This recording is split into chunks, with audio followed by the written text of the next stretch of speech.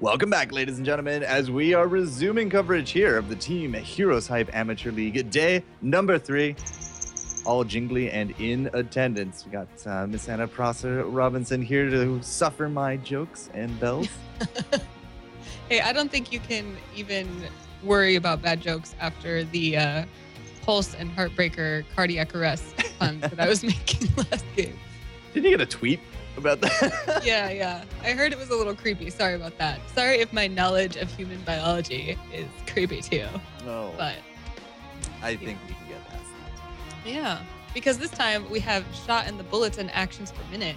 Mm-hmm. So I can make some target practice jokes or maybe some like semi-automatic weapons, you know?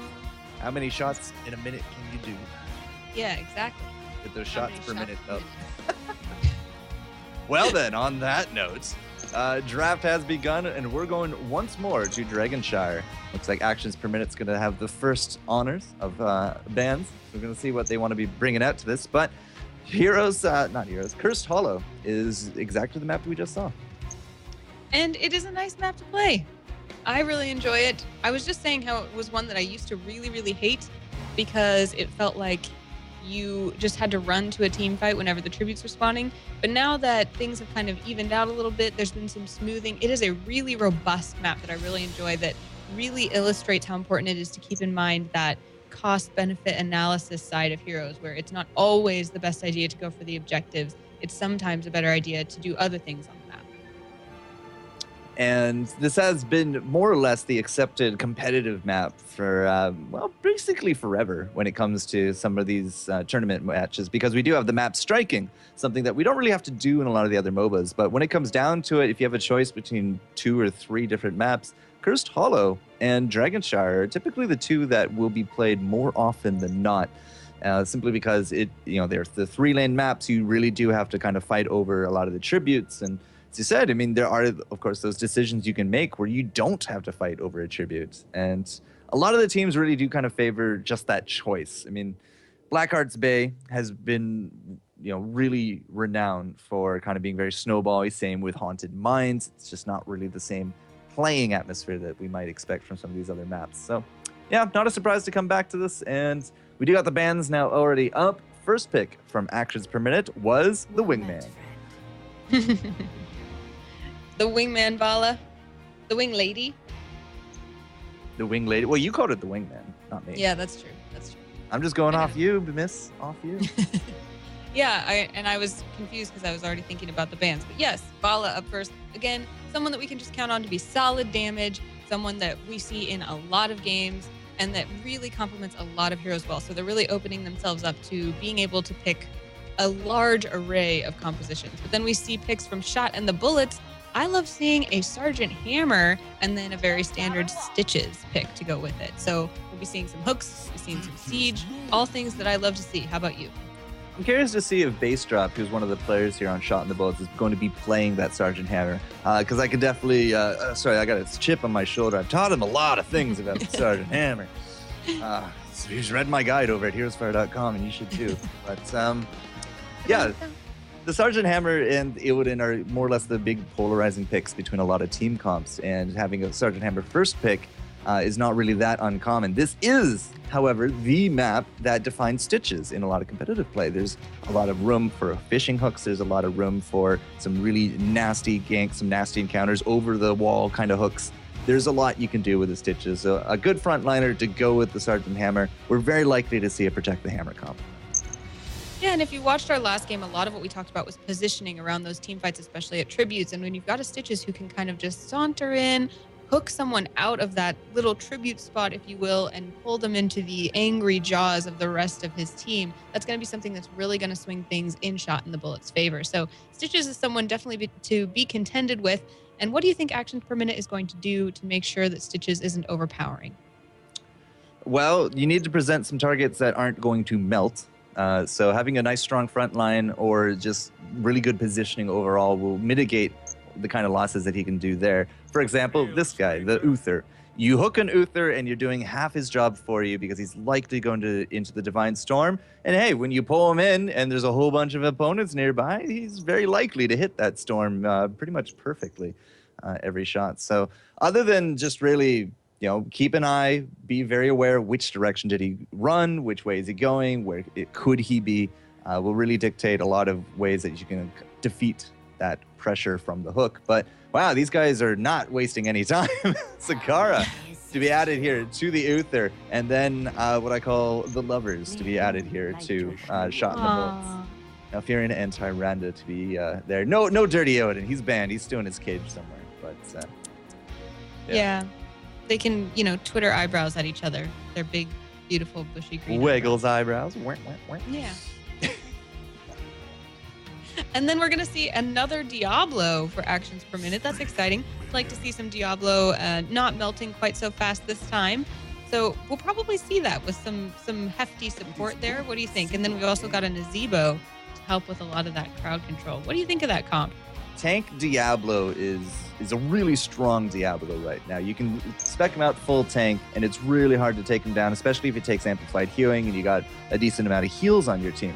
So again, like also presenting better targets for those hooks. I mean, you hook in a Diablo, and you got to be really on your game to kind of melt him down before he does anything, crazy. But the Uther is going to be a good front line. The Diablo is going to be a good front line. They're setting up nicely for the Nazebo and the Vala, but they did stack double specialist here with the Vala. So they are definitely a bit more on the squishier side from actions per minute, but they're going to be looking for a wombo combo. They're going to be looking for the Zagara's Maw and the Ravenous, perhaps to go with the Apocalypse, but the Lightning Breath here for damage-wise will also be very acceptable. It just really comes down to, if we get that wombo, actions per minute has a very deadly lineup, and it won't matter how many hooks they Shot in the Bullets get off, because they're just not going to live after they start this wombo process. Really is going to be up to Shot to kind of defeat that with their hook pressure. And this is actually a really interesting dynamic as well, because their last pick was Zeratul. And this was a tactic, I don't know if we're going to see this, but this was a tactic that we saw months ago at this point. But you hook in somebody with stitches, and then you gorge them, and you start, fatly waddling back to your team. But the enemy is probably going to chase after you and be like, hey, give us back our hero, right? That's when you void prison them. Because they'll naturally start kind of clumping up. They're going to, because they're all looking to go to the stitches, right? So they are going to start clumping up. You void prison them. Stitches then, spits out whoever he's gorged. You kill them, then you get in position, and you finish off the rest of the team 5v4. That's a very powerful tactic. And they are playing with that double support again. The Tyrande, of course, again, being a little bit of a half support, as you put it. But that's going to keep them alive as well. So even with the wombo combos that we could be anticipating from actions per minute, they have built something that's a little bit safer for themselves. Yeah, it's a very similar kind of combo we just saw with the Heartbreakers. We had the roots, the stuns, the hook. But this time we got a little bit difference in terms of the Sergeant Hammer for the range, for the siege, for the steady amount of damage that she's going to be able to put out. And Zeratul will be a very good roamer. He has the stealth advantage because you can't see him on the minimap unless he's revealed. Apparently, Shot in the Bullets is too big to put on my overlay, so let's fix it. There we go, APM. And I think both teams have their merits. I'm not sure which one will execute it better, but we could definitely see some outstanding wombos from APM, or we could see some really interesting pressure with the hook and combos from Shot in the Bullets. Yeah, this is something where I really am excited to see what a team has practiced together, because there could be some really interesting movement. When you've got a siege tank that can kind of park out of the way and shoot at people, you've got a Stitches that can really hook people out of the way, and then they're up against a team that is really going to be trying to jump on top of them all the time. So it will be really cool to see how the team moves together as a unit. And we're going to be paying attention very closely to some of those rotations. But guys, here on the left-hand side, once more, welcome to the stream and the Team HeroesHype Amateur League. It is Shot and the Bullets. Barcode to be heading up top. Shot himself on the Zeratul mid. Pithix, base drop, and Aquaface. Going to be here into the party lane. And of course, we've got Mr. Savage on Diablo going top. We've got Sage here in the middle. Who is that? Is that a Vala? That is a cool skin. Yep, that's awesome. Aster Vala. Oh, it's beautiful. And we've got Meadowtown How Nguyen. Win. That's how you say it. Wen. Yes. Yep. And Visceral down here in the bottom, completing the set with Nazebo, Uther, and Zagar. So very common on this map, you will see a 1-1-3 split if you're not going to be doing roaming. And the 3 is what I like to call the party lane. And you can see both teams have actually sent their party lanes into the bottom because they're really just trying to clip each other's wings at this point. If you leave any of these siege heroes to their own devices, you are going to find yourself knee-deep in zombies, napalm, and roaches. So you will be losing out a lot of structural damage and a lot of experience if you just kind of leave them be. So they're going to be bouncing off each other. Shot is absolutely not making any moves in the mid. He's just kind of passively soaking up against Sage. And the tanks are the wet noodle fight in the top. They're not going to get anywhere by themselves. They're just standing there puffing out their chests at each other. Barcode is just standing there, not even, well, now turning in circles, dancing together. It's like, there's a little bit of a pre-war dance party going on up there between Mr. Savage and Barcode. Nice Barcode's moves. he's enacting the Stitches trailer that is very common here on my stream. He's just like, Stitches won't play. And Diablo's like, nope. And Stitches sad. Anyway, bottom lane is where a lot of this attention is going to be. They've decided not to roam with the Zeratul because he is kind of just holding down the mid. And because of that, we're not really going to see a lot of early game pressure from really either side until somebody dies. But level 1 talents are out, and we have level 4 now coming out there as well, as we see a little bit of a bounce off in this bottom lane. I want to bring attention, though, to the Ranger's Mark here on Tyrande. Last time we saw a Piercing Owl. This time, it's all about the Ranger's Mark. And the Ranger's Mark will allow that 20% damage debuff that she can cast on opponents to be cast 8 seconds faster every time. And that could really lead into some really big first scenarios. Absolutely. I'm also interested in what Zagara will be doing. And I'm not sure, but we see health restoration on creep. We see her already spreading a ton of creep. So what do you think Zagara is going to be focusing on this game? Ooh, and we see it starting to go down as I say that. Yeah, nice counter stun coming up from Meadowtown, and eventually between the visceral auto attacks and Hao and his poison, they were able to get that one kill. Base drop did drop a little bit low, but he's all right for now. You're going to see just a lot of focus on pushing, I think, from visceral, well, at least early on, because that is where these specialists, these siege heroes really do kind of come into real good in terms of just what they do. And you can see Viscera, he set up the creep carpet, he has that health regeneration, he's likely not going to have to worry about getting low, and at the same time base drop is not going for this tribute either. It's just going to be a 4-on-4 up here. Very cool decision, I think, and our beloved Siege sisters are in fact on opposing teams this time. Sibling rivalry. Yeah. Yeah. And what are we seeing up here at this tribute? It looks like we've got the actions per minute in a great position, but like you said, this 4-on-4 that is not decided yet at all. They're both kind of playing footsie, trying to get in the right position so that they know that they can be sure to take this tribute. Well, we don't have hook pressure from APM, so any kind of engage that they're going to do has to just literally, they got to walk up and do it. They got to get Mr. Savage in there. They're trying to find this split, but I mean, Aquaface is up by his towers, Barcode here in the front, he's really being annoying in terms of his positioning, but there you go. I mean, that overpower into the kill on top of Malfurion, the overpower into stun, Sage and Hao in the back, just able to do enough damage. And here comes another one. Look, 1, 2, and now you're just way too far deep. There's no team here, and Barcode is gonna drop. Yeah, I thought we were seeing Shot in the Bullet say, okay, our healer's down, it's time to disengage and make sure that we don't lose any more soak.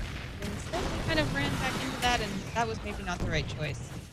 Now, the Diablo with the positioning like right in that bush was definitely in the right place at the right time. And that's really good to see from your tanks, because positioning is key when it comes to a lot of your tank play. The goddess calls. Looks like they've found a wandering Zeratul, but don't think they're going to be able to catch him in time. Shot gets away and runs back to do some damage to these bruisers. And we're seeing a lot of attention being paid again to the bottom lane as Evo joins Zagara there on that carpet that she has so courteously laid out. It's a little bit of a tough situation as a siege tank up against the Zagara when you're left to your own devices because of that health regeneration, and there's no real reliable way to kind of deal with these creep tumors until level 10. It's really just an attrition lane. I mean, she's really going to be on the back foot, and as you see, it's a dead gate versus a very healthy gate on the flip sides. But The next tribute is up. Sage is already there in position, but you see everybody just kind of deciding what to do. And it almost looks like right now, Shot and the Bullets are very split on what they want to do. They're not together. They are very segmented, and because of that, they don't have any pressure on top of this tribute. Yeah, it looks like Pithx was trying to do just a little bit of distraction, like we talked about, trying to delay the inevitable, which would be the opposing team grabbing the tribute, but got caught out in some of this terrain by Diablo, body blocked until finally dying, did not get to harass, and instead just died for a lost cause. Yeah, she went down, the tribute was lost, Shot and the Bullets, they go back to their lanes to soak, which is good, because they do need level 10 for this next one. They were thinking of boss, at least I think they were, but instead they're going to transition and now push out that bottom lane. But, you know, it was a very clear difference in terms of the decision-making. APM said, we're going for it, and all 5 of them were there or in that vicinity, whereas definitely on camera, you know, there was a lot of hesitation from Shot and the Bullets, and they lost out on not only a kill, but the objective. Now they got to deal with a boss, and their only recourse, or their only recompensation was they got this bottom gate. That was it. Yeah, Base Drop having a little dubstep party down there while Visceral was away. Did take down both towers and the gate, dropping that base there. But Zagara is back and says, hey, why'd you rip up my carpet? Leave my house alone. Going back down to putting those lovely little creep tumors in a nice feng shui pattern. Never really heard it called a carpet, but I kind of like it. Yeah. The tribute's coming up, Anna. You can see blue. They're really trying to get down there. Shot needs to hit that well, and he will. Barcode is taking the long way around. There's enough poke here to stop out a very quick tribute cap, but whoever comes out on this fight is going to take this tribute. There's the Void Prison. Going to lock up 3 opponents. We don't really seem to have big follow-up here from the positioning. There's the Starfall finally, but Zeratul is very split, left off to his own devices. We got the Maw down. It took 2 people into its depths. The Apocalypse went down as well, and you can see Shot and the Bullets are just melting one after the other, but they're still just not, unfortunately, playing together. Yeah, Shot and the Bullets did get a moment to kind of breathe when they had that Void Prism down, but what could they have done in order to make sure they took better advantage of having their opponents out of commission for a moment? Well, usually a Zeratul, I mean, I talked about this combo a bit earlier, right? You get off the hook, and then you Void Prison the rest of the opponents, and then you go for that 1 kill. But if you catch 3 people in that, and there's nobody to hook, you do need to collapse. You need to set up in positioning so that you can make the most of those wombos. I mean, that's what we saw from APM. They got the Maws down, they had the Apocalypse down, and then on the back of that, the Ravenous Spirit was virtually untouched because they can't move, they can't react, and they're all locked up, and this Ravenous Spirit is just going to town. We don't have a similar AoE kind of big lockup available here for Shot, but we'll have to see what they can do this fight. We are seeing them roam together already at 11 and 13, which is a good decision. You've mentioned that 13 is about the time when you should really start thinking about moving together. And of course, Shot and the Bullets are not quite at that level yet, but they're being forced to group up together to deal with this 5-man roaming war battalion that is actions per minute. Form up, squad. Yeah. The battalion. Now, where are they going now? They're heading toward mid, looking to just take whatever advantages they can possibly have while the other team is struggling a little bit. And they curse the size, and they find themselves 5 men at mid. Looks like they're kind of trying to decide what to do next. Sometimes in these situations, it's clear where the best advantage is on the map, and then other times, it's time for the team to kind of say, okay, where can we press our advantage? There's not a whole lot happening here. Do we fall back and we take our mercenaries like they're doing? They also could have tried to steal their opponent's mercenaries, but they're playing it safe knowing that they have an advantage, not wanting to do anything to jeopardize that. I'm just taking a quick look at this creep carpet that you were talking about. These all do act as wards. It's one of the only mechanics in this game that will grant you permanent vision as long as it's up.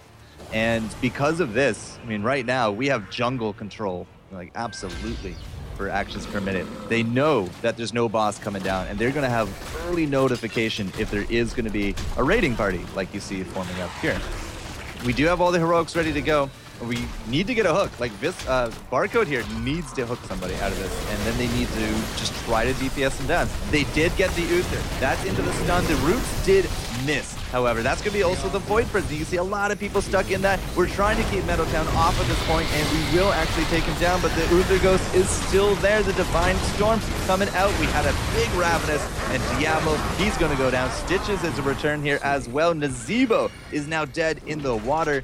And all of a sudden, a much better team fight from Shot and the Bullets as they were able to combo much better with a lot of their AoEs that round.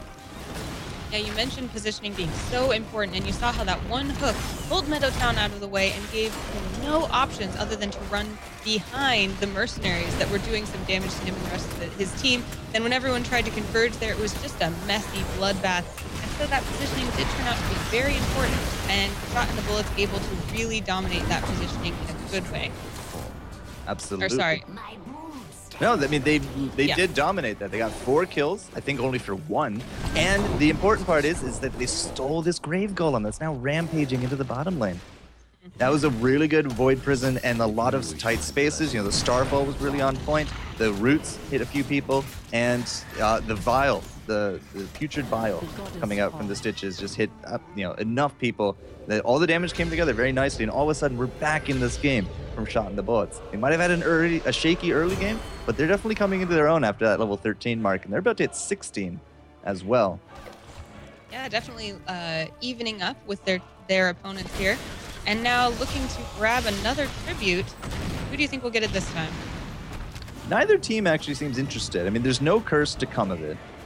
And whoever does get it, I mean, sure, yeah, it's going to be one in their pocket, but everybody's much more interested on this Grave Golem. That was a good hook, and that's going to be the Roots there on top of Visceral. The Napalm comes in. Owl in the back, though, with that Ravenous. He's just getting off a full duration, but the Maw does take down nobody. The Apocalypse does come out. Zeratul will drop because of it, but there goes the Diablo and the Zeratul as well. The initiation from the Stitches really did force out a lot of that fight, but do we have enough left in the tank?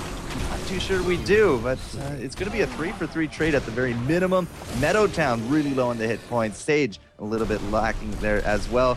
And Shot and the Bullets, they're going to try to finish off this Golem, but I'm not too sure they have the hit points to do it. Yeah, Bass Drop kind of playing DJ, sitting outside of the fight and just raining music down on the rest.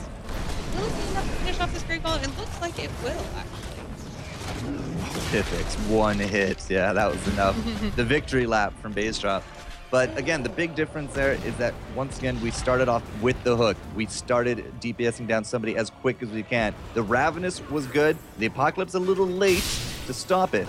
But by the end of it all, 3-for-3 is nothing to sneeze at when you're behind. And they got the other Grave Golem, which is going to be pushing up top with the Stone Bros. And that puts a lot of pressure up to this top lane. And also, we see Sage running down to ninja grab the tribute. And because of that big carpet, as we mentioned, they know that nobody's down there and that Sage can be relatively safe because they do have, like you said, those wards in place. Yep. You have a lot of map control with a team that puts out a lot of creeps, but more importantly, with a team that can't really clear them all that. I mean, Sergeant Hammer, it's a very low mana cost to spam out the Napalm strikes. That's about the only real low-cost solution. Vikings, for example, because they don't have any cost to any of their abilities, you can just put a spin to win on top of them.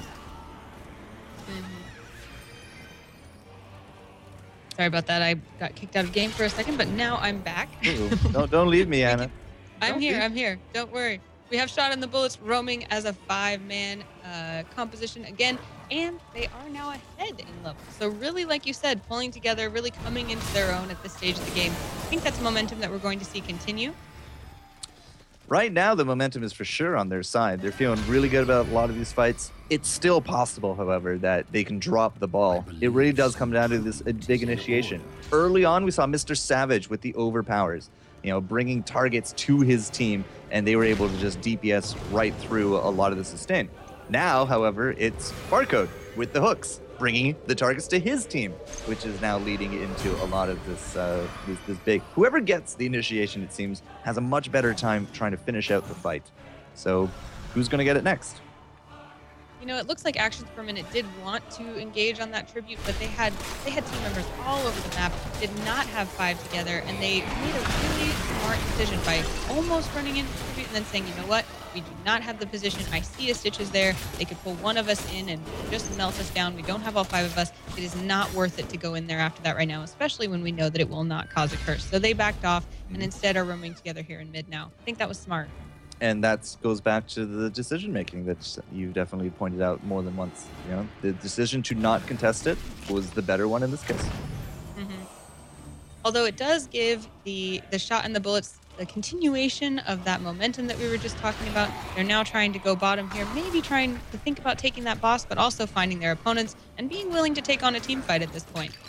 And we don't really have vision of the opponents yet. I mean, Barcode, he's going to be looking for a hook on top of Visceral or How or Meadowtown, not Mr. Savage. And you can see, you know, he's positioning, but he's not going to grab anything out of it. We do got some owls flying true, and Base Drop is in that hover siege mode as he's trying to keep that zone of control for his team. Mr. Savage is a little far forward at this point, but there's really nothing huge going on. Shot trying to get off. Yeah, he will get off the Singularity Spike. That is a great Apocalypse because everybody was just bunched up, but unfortunately, the Zeratul Void Prison puts Meadowtown out of commission with the win, and the Sage is really going to come down to this late wobble of theirs to try to take this one home, but they can't get the kill on top of Shot, and it will be a 2-for-1 by the end of it. Yeah, are we seeing some desperation on the part of Actions Per Minute, or do you think that was just a really great Void Prison? What do you think was the determining factor there? I know we did see Diablo out of position, but could that have worked if they hadn't hit that Void Prison? The Void Prison was for sure the linchpin there. If the Void had not hit, we would have had the full wombo from APM.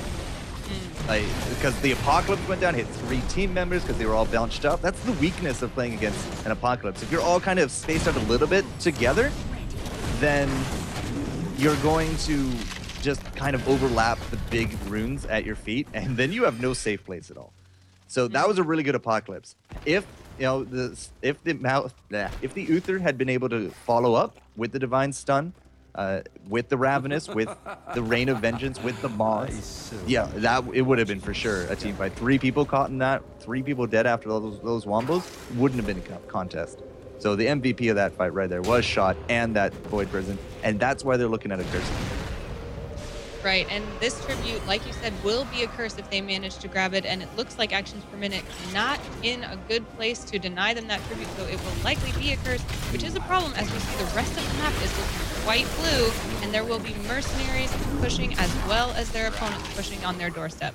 And because, once again, like we saw just some really good game sense coming out from Shot and the Bullets, they knew that the next tribute was going to be a curse. They guessed it was more or less 50-50, it was going to be bottom. But at the same time, they took the boss, and that's why they were able to get this curse for free, because the enemy team, APM, had to go deal with that boss. If you let a late-game Grave Golem just rampage right through your bottom lane, you were probably going to regret it. So they're on the defensive. They did deal out with the Grave Golem. They're going to suffer through this curse. They're not really going to lose a lot for it, though. And that's to their credit. They knew that they could defend it. Now the threat is out of the way. They do have another boss now coming down, so it's really do or die with this next fight. The problem is they're not 20, they're 4-7. Yes, and that 20 is going to yield a lot of very, very powerful talents that will give Shot and the Bullets the advantage in the game. But it looks like Actions Per Minute is just about to hit that 20, so if they can just manage to do that before they engage, they'll be in a better spot. So now they have a choice: deal with the boss or deal with this push mid. And it's a tough choice to make. I mean, if they're going to deal with the boss, they'll save out core damage, but they're losing out a keep. They go for the comp pushing they keep, they'll probably suffer core damage. So not good situations either way, but they do got 20 now, which means they do have the power to engage. And Base Drop is kind of expected him to get Shadow Charge there, but Mr. Savage, he's looking for a target. I'm not sure he can get in range for it, though. What Shot and the Bullets is doing is presenting Actions Per Minute with just 2 bad choices, and they have to choose the better of 2 bad choices. Go for the boss or go for the push. Worry about the curse or defend from the boss. Those kinds of things. And to their credit, like you said, Actions Per Minute making the right calls in those situations, but they don't want to have those as choices. Instead, they want to have choices like, do we go grab our mercenaries or do we deal with the objective? Or do we push? You know, they want to have the offensive choices, where right now they're having to make very defensive choices. Well, the best defense is a great offense, right? How often have you seen Shot and the Bullets on the back foot? They still have, well, okay, they have 0 forts, never mind. But they have a very healthy mid gate. They have a very healthy top gate. They have a very healthy bottom gate. That's something that we are definitely lacking on multiple of those fronts here from APM. They're not out of it yet. Right now, there's still a very clear team fight that is needing to happen to kind of determine the victor. It can still go either way. If we fight more in the open, it's going to lessen the impact of a Zeratul Void Prison. If we fight more clumped up, there's a greater chance that APM is just going to kind of get caught multiple heroes, and then they lose the game. So trying to engage out in these bigger open areas is going to be more beneficial for APM, but that, they might just have their hand forced with the next tributes. And also, fighting out in the open, how's that going to affect the effectiveness of Apocalypse, where you really want to make sure that your opponents are trapped and don't have anywhere to run from? As I said, if you're just kind of floating more or less like side by side, I mean, I'm looking right now at Shot in the Bullets, right? If an Apocalypse went off right here, basically this entire area would become, just like that. It hit 5 people. We got the Zeratul off. That's going to stop out the Ravenous, but that Apocalypse was so money. The Zeratul's dead. Here comes Meadowtown with the follow-up. 1, 2, 3, 4, and that will be the ace with Aquaface. That was superb from Mr. Savage. Wow. Yes. Mr. Savage saying, okay, 3, 2, 1, there they are, all in a tiny space that I know they can't get out of, and just melting them. The rest of the team taking advantage of that perfectly. This may swing momentum back in the direction of APM. What do you think? The Zeratul Void Prison only hit one person, which was the Ravenous. Meadowtown, free to get in there with that Divine Hurricane, hit everybody. The Apocalypse follow-up hit everybody. That because they were all more or less loosely positioned so that their floor was lava. The floor was lava. That's what that was. And they got burned. And they lose again. At this point in the game, those kill times are so long, and now actions per minute clear on that court, and already seeing Shot in the Bullets. Really good work, but in the end of it all, it's going to be APM advancing here. The Team HeroesHype Amateur League Day 3 coverage. Phenomenal Apocalypse by the end of it all, and a very well-deserved victory. Wow, what a cool game. Actions per minute proving that indeed their APM is superior and taking Shot in the Bullets down in a crazy end of game. Good call on saying that one team fight would decide it all, because that certainly did right there. Delicious, delicious victory for APM. They got to feel real good about that one. Before I bring up webcams, you might want to restart yours. It's a little, it's in the still image, but it's a very derpy looking still image. Isn't that always the way, Is that Phenomenal better? stuff though, yeah. Maybe? Swirly of death. Swirly of death, please. I'm dancing, you can't see it, but I am. All right, well, And I just hit my mic. this is my swirly co-caster for the night, Miss Anna Robinson, but we saw there some really good team sense, a lot of decisions in and around what tributes to go at, what bosses to take when is it okay to suffer a curse, when is it okay to engage. Really good game sense from both sides, and I'm excited to see what our next match is going to be. Me too. And guys, please do take the time to follow HeroesHype on Twitter and say thank you for this amateur series. It's been a great place for teams that really want to prove themselves, teams that want to learn, casters who want to learn, people who want to come and get familiar with the game. It's been a great thing, and HeroesHype does a lot of great things for the community, so please do take the time to interact with them and thank them for that while we're on our break. And when we do return, guys, we'll have our next Best of One series for you guys. We will be in the winner's bracket until the finals. So another Best of One, I think another Best of One, and then a Best of 3. And that will be more or less halfway through our content for tonight. So lots left to cover. Grab yourself a soda, grab yourself some popcorn, go grab a friend, bring them on in. So when we return, we'll have our next game with hopefully an unswirly co-host, Anna. We will get that fixed. We'll see you guys in a few.